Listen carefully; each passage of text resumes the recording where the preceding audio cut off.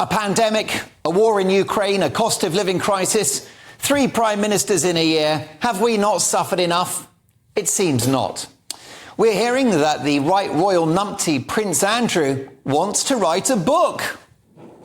That's assuming he gets hold of enough crayons to write it with. Now, hot on the heels of Prince Harry's 400-page monathon, in which the world's least happy millionaire rants about how terrible his life is from the luxury of his Californian mansion, it seems that his highly libidinous uncle, the man previously known as Randy Andy, wants to tell his story. Why bother? We know it already. This is a prince who's brought the royal family into disrepute with his friendship with known paedophile Jeffrey Epstein. And he made a fool of himself and his family with that Newsnight interview in which he claimed to have a disorder in which he doesn't sweat. Well, he's sweating now as he faces a possible eviction from his £30 million home, the Royal Lodge in Windsor, after our dynamic new king, Charles, threatens to cut his annual salary of £250,000. But this fat cat aristocrat won't go hungry.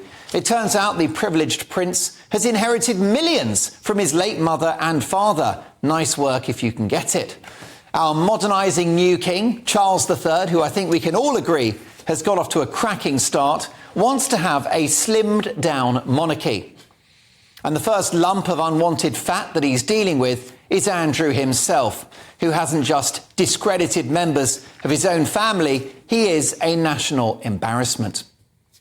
Prince Andrew is a man who was gifted an incredible house by his late mother when he got married, but sold it to a Kazakh oligarch for £15 million in 2005.